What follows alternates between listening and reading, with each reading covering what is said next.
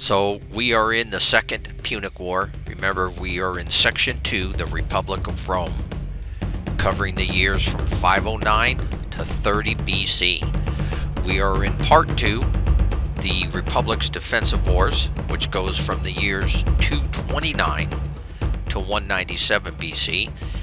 And we are in Chapter 2, the Second Punic War. Now, we are covering Hannibal, his war against Rome. And the reason I say his war is because this war was started by Hannibal over in the Iberian Peninsula in Spain. He didn't have the Carthage government's backing for it or support, and we'll see more of that as we go on. He is moving to Italy, and he is winning battles against the Romans. Now, the point here is, after Lake Trasimene, why doesn't he go at Rome? Well, there's a few reasons. One, remember when he started this war and his campaign, it was an operational strategy. His strategy was to come into Italy, detach Roman allies from Rome, and then force Rome's surrender. To do that, he has to stay operational. He's got to stay moving. He can't not stop for a prolonged siege, because that will allow the Romans to bring all their forces to bear at one spot, and he's trying to avoid that. Now remember, the Romans, for their part, he's going into the Italian peninsula. This is Roman territory. There's hundreds and hundreds of thousands, probably upwards to 700,000 men the Romans could draw on. Hannibal cannot compete with that. He knows that. So he can't get bogged down to a long siege. Second, he needed supplies. Remember, he's moving into Italy without supplies. He's gathering men and supplies as he moves. And so even though he got some Gallic allies on his side, the Gauls of northern Italy that joined his army and that he recruited, they proved to be disappointing. They were hesitant and lukewarm, not accustomed to disciplined fighting as the Carthaginians were. So he had that issue. And so he still wanted to detach Roman allies from Rome, and he needed supplies. So the best way to do that was for him to move into southern Italy and try to get the Latins and the Italians from the Romans. And he went into the rich plains area of Apulia for supplies. So he started campaigning in southern Italy. It was a very wise decision. It's going along perfectly with his plan. He has everything going for him. And most of his commanders feel the same way. Sitting at Rome at this time was 2 Roman legions, and you have the walls. So he wasn't about to risk confronting the siege of Rome and getting bogged down in a spot for months where the Romans can bring all the men on him. So he's doing the right thing. So he marches down to Apulia. The Romans, feeling the need more now of a unified command as an emergency measure, they appoint a dictator, Quintus Fabius Maximus, and he was the master of the horse for the consul Flaminius, who was killed at the Battle of Trasimene. So he replaces him, and he has sole dictator powers. Now, as Hannibal is campaigning in the south, Hannibal wants to bring this dictator to battle because he needs another victory on his side, because he's not pulling all the Italian allies to his side yet. Now, Fabius, his strategy is to just maneuver where Hannibal can't, or follow where Hannibal can't hold, because remember, Hannibal is trying to get supplies and march around the countryside, and Fabius is just keeping his strategy provincial against him and not being drawn into battle. Now, after about a year of this, the Roman Senate doesn't like Fabius' strategy, and so they appoint 2 new consuls, and their instructions are to get Hannibal and destroy him. Now, Rome raised an army of 85,000 men, and Varro and Paulus were the 2 consuls controlling the Roman legions. Both send their armies together and corner Hannibal at Cannae. and this force was double the size of Hannibal's force. The two consuls sent 2/3 of her force to camp opposite of Hannibal. They sent the rest of their forces to keep the Carthaginians from foraging around the countryside. Now the Romans take up battle lines. They want this battle bad, and Hannibal follows suit. He needs this battle too. Now the Romans, they form up extra deep in the center, basically because the plain here was kind of narrow, but their aim was to crush the Carthaginian center. Now Hannibal is pinning his hopes on his experienced cavalry. Remember, the Carthaginian cavalry and the Numidians was very experienced in their best arm of their forces. And he puts them on the left and Numidians on the right. Now he bows the center out a little bit to keep the Roman forces from advancing on them too quick. Now the African infantry is kept in reserve behind the flanks of the cavalry. When the battle opens, there's just skirmishing going on, and Hannibal's left cavalry are launched and they hit the Roman right, which gives way. So the Roman right cavalry starts to run. So while the center is clashing, the Numidians are skirmishing with Roman cavalry on the right side. On the left, where Hasdrubal has pushed the Roman cavalry back, he swings most of his forces and he's coming around behind the Romans. Thus, the Roman cavalry on the right, who is now being threatened to be cut off by the Carthaginian cavalry, they run, and Varro goes with them. That's the other consul. Meanwhile, the croissant in the center is slowly getting pushed back. Now Hannibal, he's in command of the center, and even though they're getting pushed back, he's keeping good order right there. He's keeping the army together, and he sees what's happening on the wings. In fact, he is hoping and he is holding the center together, waiting for the wings to overtake the Romans, because he knows that's where his power and where his strength is and his most experienced troops are. He knows his cavalry should beat the Romans. So as long as he can hold this center together long enough, he can get this envelope going. And he was waiting for it, because now the reserves of the Africans on the flanks, as the Roman cavalry has been dispatched from the field, they start swinging around on the flanks. And the classic envelope maneuver takes place, and he slaughters the Romans. It's Hanno's son, Bomilcar, who led this cavalry charge against the Roman horse and routed them, then encircled the Romans and attacked their rear. And he did it just as time as his center couldn't take it much longer. The cavalry won the day again, and more than 50,000 Romans had died in this battle, and among them the consul Paulus. 29 of 33 tribunes and 80 senators were also killed.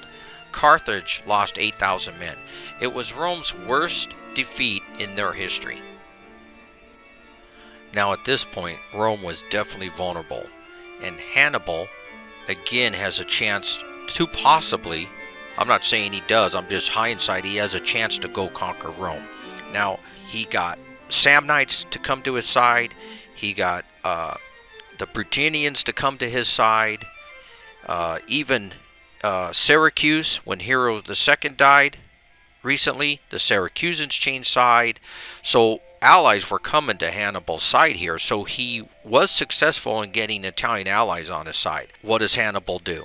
Remember this, even though Rome doesn't have forces left, they just have a defensive force in Rome, they still have city walls there. He doesn't go after Rome. Again, what's the reasons for it? Well, remember his assault against the city of Saguntum in Spain? It took him 8 months, and he led several assaults against it. Siege was not Hannibal's strong point. I think he knew it. So Hannibal wasn't that type of fighter. He knew trying to take Rome without support from Carthage and supplies was going to be very, very difficult. And remember, he didn't have siege equipment. Siege was just not his forte. He was a master at the ambush. At Trivia, remember, it had largely been won through the cavalry that ambushed the Romans from behind. At Trasimene, it was based solely on an ambush tactic. And then at Cannae, where the terrain did not, lend itself to an ambush, he used a ruse about 500 Numidians pretended to desert to the Roman side. They threw down their weapons, but they had weapons hid and concealed under their clothes, and then they brought them out and used them against the Romans. So he was a master at trickery and ambushes. And he was also extremely weather-wise. He took advantage of the climatic conditions. At Trivia, remember, it was freezing weather. He seen to it that the Romans fought on the worst ground and that his men were well fed, rested, and rubbed down with oil to preserve their suppleness, their muscles, from freezing up and tensing up in battle. The Romans, they went into battle numb, cold, and without food. At Trasvermine, his ambush made full use of the morning mist which arose from the lake. At Cannae, he placed himself in a position where the wind was blowing from behind his army, which was driving dust into the Romans. So he was a master tactician in the open field battles. And he beat this last Roman army at Cannae twice its size. Hannibal's cavalry commander, Hannibal, he used a famous phrase, supposedly. He said, "Hannibal, you know how to gain a victory, but not how to use one." So I think Hannibal, even though he was a master in the open field battles, he was not prepared, nor supplied, nor supported by Carthage to take Rome itself. And remember, Hannibal's strongest arm of his army was his cavalry, and the cavalry would be useless against any city walls. And I believe it was even Lazenby that states that Hannibal's intention was never to take Rome. He didn't come to Italy to take Rome. That was never his intention, and I don't think he contemplated it very much at all. His strategy was operational and to force Rome into surrendering by taking its allies away from him. And pretty much this is what he succeeded in doing. So now what? He spent 15 years down here in southern Italy marching around. The Romans didn't care. He chose to go to Capua, Rome's second largest city, and take Rome's grain supply. He needed provisions for his army. All of the southern Italy welcomed him as an ally. Even Messina threw off Roman rule. It's a miracle that Rome could lose 4 straight major engagements, its armies, its allies, and still come back from such a colossal demoralizing situation. Did Hannibal allow the Romans back on their feet? And I think that's what Hannibal's generals were suggesting. They wanted him to go to Rome. You had to kind of change your strategy here. Hannibal didn't do that. He stuck with his strategy. Like the Romans, they were always innovative, always changing. Hannibal did not. Now, I'm not taking anything away from Hannibal. You know, it's kind of suicidal, and I think the Carthage government thought the same thing, for him to take an army right into the heartland of Italy. And he did it, and he was winning. But I think what happened to him at this point is he lost the initiative. With his aims completed, his objectives completed, I think he didn't have anywhere to go after this, and he lost the initiative. Now, for the Romans' part, their dedication to the separation of powers was often their military undoing. Their councils couldn't decide at the Battle of Trivia and Cannae. One council, offered caution, the other one offered action. Flaminius' officers before Trasvermine, they were in disagreement as to what to do. So this affected the Romans' overall strategy. And you gotta hand it to the Romans, man. They don't mess around. After Cannae, Hannibal, who now has a lot of the allies on his side, instead of going to Rome, went to Rome's next biggest city, and that was Capua. He goes over there and he takes it. Now, the Romans, they don't panic. They're not doing crazy. What they start doing is start attacking their allies.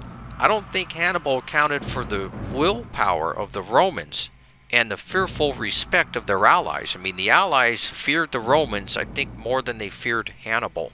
Rome remained unchanged. They focused on winning back their allies, ruthlessly sacking treasonous cities, massacring populations, creating fear that many cities who deserted Rome had come back. Which brings us to Roman rule number 7. You know that old saying, keep your friends close but your enemies closer. And Rome understood this. They kept a tight-knit watch on their allies, made sure their allies remained loyal to them. So Hannibal did send ambassadors to Rome asking for their surrender, and Rome refused.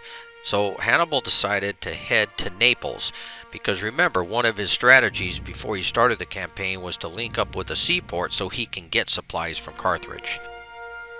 So before he headed to Neapolis, he first went to take Nola. And Marcus Claudius Marcellus stood in his way with a strong defensive force in a strong position, which he organized from loyal allies of Rome. Hannibal was repulsed from taking Nola, and again nothing his cavalry could do, and he had no siege equipment, so he turned back. This was Hannibal's first defeat, so after 4 straight victories, the Romans win one. Now I think this proves our point on sieges, because here was a small fortified town, and Hannibal was repulsed 3 separate times from 216 to 214 from taking Nola.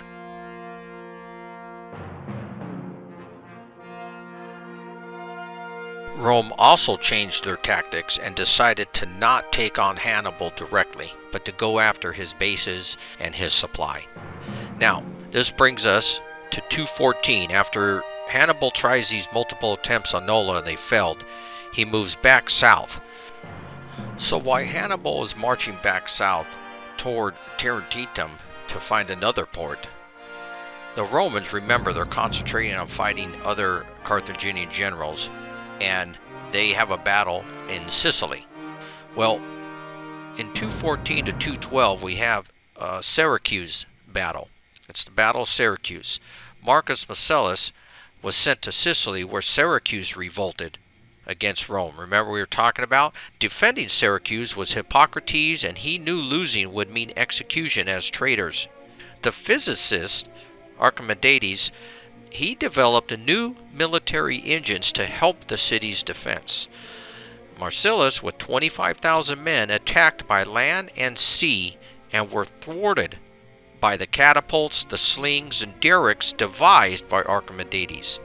Now, what looked like a long siege ended when Romans on land gained an entrance to the upper part of the city during a Syracusan festival. The Romans forced their way into the harbor and destroyed the defenses, allowing their fleet to come in, and the Romans took the city. The 75-year-old Archimedes was killed in the widespread slaughter, the greatest scientific mind of the Hellenistic age. All Sicily was back in Rome's hand. Now Hannibal was now cut off from Sicily. So it's 212. Hannibal's at Tarentum, down here in the south. The Romans now concentrate on Hannibal's headquarters that he has at Capua. So Hannibal was laying siege to Tarentum, and he took it. He assaulted and took it pretty quick, except for the citadel area, which the Romans were holding out in. And this area controlled the harbor defenses, so the Carthaginian fleet could not enter the port. So Hannibal turned back around and he marches back. But by this time the Romans had built a double wall. They built one for the siege of Capua, and then they built one on the outside of them against Hannibal. And the walls were held by 60,000 Romans. Now Hannibal tried to lure them away by marching toward Rome, but the Romans didn't move, and Fulvius Flaccus accepted Capua's surrender. There was 53 traitors of senators in there, and they were executed, and others were sold into slavery. So you can see Hannibal has lost the initiative, and he is not as decisive as he once was. And you know, you start losing, you may lose that edge a little bit, because now you're losing, and you're tensing up, you're tighter, you're holding on to the reins tight. Who knows? But he's starting to lose more battles. And remember, at this point, Rome is avoiding direct battles with Hannibal, and they're squeezing the Carthage from all other areas, and they're content with just keeping Hannibal in southern Italy. Now, remember the 2 elder Scipios who were campaigning in the Iberian Peninsula in Spain, and they were having great success. against 3 Carthaginian generals there. But in 211, they were both at last, through lack of resources, defeated and killed. Now in the following year, the younger Scipio, the future Africanus, landed in Spain and soon went after New Carthage. Now he caught the Carthaginians by surprise at New Carthage. The Carthaginian armies inland could not reach the city in time because in 7 hours the legion stormed the city and conquered it. This was young Scipio's first triumph over the Barca brothers. Now at this point we're going to move to chapter 3. And chapter 3 starts the First Macedonian War because Philip V, he wants to be brought into the fold here of this war and take advantage of Rome being occupied against Hannibal, and if he can, support Hannibal in Italy. And also, you remember Demetrius, he fled there after the Second Illyrian War. He was also persuading Philip to take advantage of Hannibal's successes to control the other Greek nations. And so he moved to start taking Illyria back from the Romans that were controlling the Roman-controlled area. But after Rome had humbled Hannibal here, they turned their attention to Macedon. Now, Rome couldn't afford to spare too much against Philip, and Philip knew this. But Rome was interested in securing their borders. Remember rule number 6, they want to have secure borders around their area. So Rome did send the praetor Valerius Lavinius with 50 ships, and he crossed over from Apulia into Illyria. Now Philip had a small fleet in Illyria, and he was forced to burn it before Lavinius captured it. Now Philip knew Rome couldn't do more than that, so he moved inland and he started occupying cities inland. Rome, knowing she can only do a little bit herself, and was just, making sure that Philip didn't cross the Adriatic with men to help Hannibal, was just keeping an eye on. But what do they do best? They use another one of their rules. Remember rule number 2, divide and conquer. So Rome allies with the Anatolian League in central Greece, and they were enemies of Philip. And Rome also allied with Attalus of Pergama. And Rome promised the Aetolian League that any land they captured they could keep. So Rome was content here with just keeping Philip occupied by these 2 alliances they made with Pergama and the Aetolian League, and then making sure Philip didn't cross over to help Hannibal. So they were content with that, and that's about all they could do. Now by 208, Attalus withdrew back into his Anatolian area with little loss or gain, and this allowed Philip to move again with his flank being protected, and he easily outmaneuvered the Anatolian League, who sued for peace. Then Rome was forced to make peace with Philip because Philip was happy with his gains he got in Greece, and Rome was still occupied with Hannibal and Carthage. So the First Macedonian War comes to an end. Now, Hannibal, without getting the ports in southern Italy, he knew his time was running short. He needed reinforcements, and so he called on his brother, who was in Spain, for reinforcements. And so Hasdrubal left Spain. He left Scipio there, who just conquered New Carthage, and he took his army across the Pyrenees mountains into Transalpine Gaul. And he spent the winter quarters in Transalpine Gaul, and the Lucarians there and the Gauls, they did swell his ranks, and they knew that Carthaginians' objectives lay farther south now, and none of them harassed him. And then in the springtime, in better weather, he crossed the Alps like Hannibal did, and we believe he used the same route. And this brings us to our next battle at Metaurus River in 207. Roman Senate elected 2 new consuls to deal with the 2 Carthaginian armies in Italy. Marcus Livius Solinator was sent north to deal with Hasdrubal, while Gaius Claudius Nero was sent south to Apulia to block Hannibal. It was here that Nero received and intercepted the message that Hasdrubal sent to his brother Hannibal. Hasdrubal wanted Hannibal to meet him at the Metaurus River. Nero took 7,000 hand-picked men from his force and he turned them north to reinforce Salinator. Now this is the first recorded military operation that we know of where a commander took advantage of an interior position by attacking one enemy before the other could come to their aid. Now Hasdrubal became suspicious, and so he started to pull back across the Mediterranean River, and he was doing it in good order, and he had his men prepared in case the Romans fell upon them, and that's exactly what happened. Before he could cross, the legions attacked. Now, despite the assault, the Carthaginian lines, with their skillful deployment, checked the legions. Nero then made a decisive maneuver in this battle. He pulled back the right wing, and then he moved around the entire Roman army from behind, and he struck the left side of the Carthaginian line. And before Hasdrubal could react, the whole Roman line moved in and annihilated the 10,000 man force that Hasdrubal was bringing to Hannibal. Now the Romans lost 2,000 men. Then Nero turned around and marched his 7,000 men back to his main force to watch Hannibal.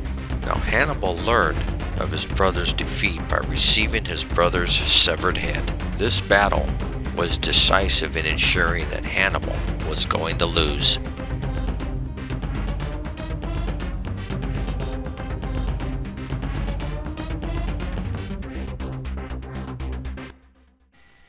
Now a year later, in the Iberian Peninsula at Spain, the Battle of Alypa takes place in 206 BC. Remember, Cornelius Scipio the Younger, he had come over after his father and his uncles were killed.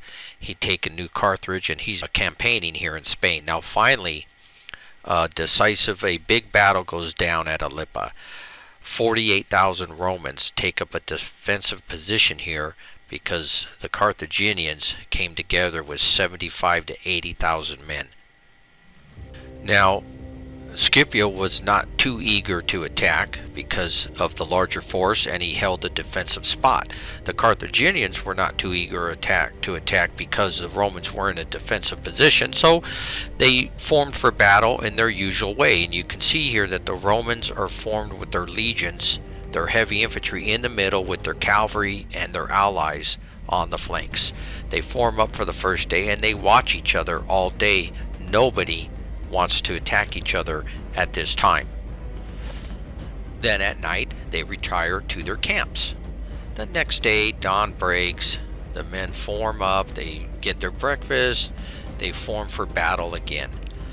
In the same way, same manner. Both sides watch each other, and nobody initiates the battle, and they go back to camp that evening. On the third day, however, Scipio gets up before dawn, gets his men and forms them up quick, ready for battle. Only this time he changes his setup. He puts his heavy infantry on the flank and his unreliable allies, the Iberians, in the center. Well, as day breaks, the Carthaginians notice the Romans are already formed up for battle, so they panic and they rush to their battle lines, and they didn't really pay attention to the way the Romans had formed up, and so they just formed up in their usual manner.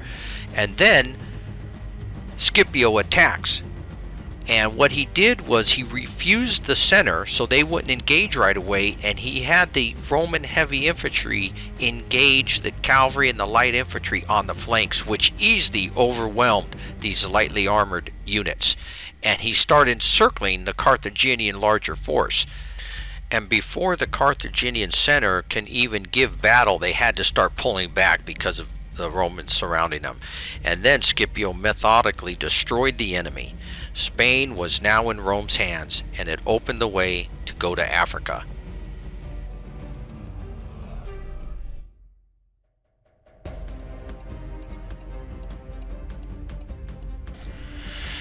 Now, at this point, the Roman Senate would not allow Scipio to invade Carthage because they lacked the resources. Remember, the Macedonian War was just coming to an end. They still had Hannibal roaming around Italy. So what Scipio did is he went to Sicily and he recruited reinforcements himself from the Syracusans and from legionnaires that were stationed there from the humiliating exile legions from the Cannae defeat. And when he recruited this army, the Senate allowed Scipio to go to Africa. Now, when he went to Africa, he was immediately hemmed in by the Carthaginians under Hasdrubal, the son of Gisco, and King Syphax of the Numidians. Now, Scipio made strong defensive positions, including trench lines around Utica, and he used rule number 2, and he divided and conquered, and he allied with Numidian chief Massinissa. And in 203, Scipio attacked against Africans around the beachhead, and they withdrew to the Great Plains. Scipio took 16,000 men and made an aggressive march and fell upon the surprised camp, and in a fierce onslaught he routed 20,000 Africans. Syphax was captured and sent to Rome in chains. Massinissa captured Cirta, and then Scipio marched toward Tunis. At this point, Hannibal was called back to Carthage. Hannibal, despite being cornered in Italy, slipped out with 12,000 men, and he landed 80 miles below Carthage. Mago, who made it to northern Italy, was also recalled. Part of Mago's troops made it, but he was lost at sea. Now Scipio and Massinissa met Hannibal and Hanno at Zama. This is the Battle of Zama in 202. Hannibal had 36,000 men, 5,000 cavalry, and 80 elephants, and his army required expert handling because it was composed partly of veterans and partly of inexperienced troops from many different cultures and languages. The Romans had 29,000 infantry and 6,000 cavalry, but most of those cavalry were Numidian cavalry. Hannibal unleashed 80 elephants, but the Romans made their maniples further apart to allow the elephants to ride between them. They held their ground and they scattered the beast. Some elephants hit the Carthaginian left cavalry, and Laelius' cavalry rode at the enemy and pushed them back and pursued them, while Massinissa pushed back the Numidian cavalry facing him. It now became an infantry battle, with the cavalries getting pushed off the battlefield. Hannibal's 3 lines faced the legionnaires. The 2 front lines laid into each other. The Roman heavy shield was pushing the Gauls and the Ligurians back, so Hannibal's 2nd line, the Africans, moved in. Scipio called back his Hastati and took his 2nd and 3rd lines onto the flanks of the Hastati, and it looked as if Scipio was trying the double envelope on the master Hannibal, who did it to the Romans at Cannae. Surely Scipio wasn't trying Cannae here again, was he? But Hannibal's 3rd line veterans, the Brutinians, were breaking the Hastati and pushing them back. Laelius' cavalry had returned from the pursuit and hit Hannibal from the rear, and perhaps 20,000 of Hannibal's men were killed by the 1,500 Roman losses. The Carthaginian Senate handed the city of Tunis over to Scipio, and he was given the surname Africanus, the first Roman general to be distinguished with the name of the nation he conquered. Hannibal had revitalized Carthage, but was forced into exile. He allied himself with Antiochus III of Syria. Now this ended the Second Punic War. Rome got Spain and all Carthage's Mediterranean islands, and all its warships, except for 10 which they allowed Carthage to keep. If Carthage would have supported Hannibal and gave him reinforcements, he could have carried out more decisive actions in Italy. I think Carthage let Hannibal down. Second, only Hannibal was able to defeat the Roman legionnaire. The Roman armies excelled in a standard battle, and the Legion was a formidable force to deal with, and none of the other Carthaginian generals could deal with them. Nobody was as good as Hannibal, and Hasdrubal had won one minor engagement in Spain. That's only because 20,000 Iberians had deserted the Romans on the eve of battle, but that was the only time he ever won one. So nobody could pull their weight except Hannibal. So it seems like it was almost a doomed cause from the beginning, even though Hannibal succeeded in all his objectives. But the determination, the will of the Romans, and the fear that they put into their allies for deserting them. This is something that Hannibal could not have anticipated or could have planned for. Hannibal's battle record was 4-3, and 3 of those losses, 2 of them were sieges, which we know he was no good at. But that last battle of Zama, the one he lost there, that was his undoing. But that's a respectable record, 4-3. Rome's overall battle record goes to 31-14 in major engagements. And we'll wrap up this video right here, even though we still have a little part left in our part 2 Republic Wars of defense. We just got to finish the Second Macedonia War, which we'll start that in the next video, and then we'll move on to part 3, Republic's Wars of Conquest.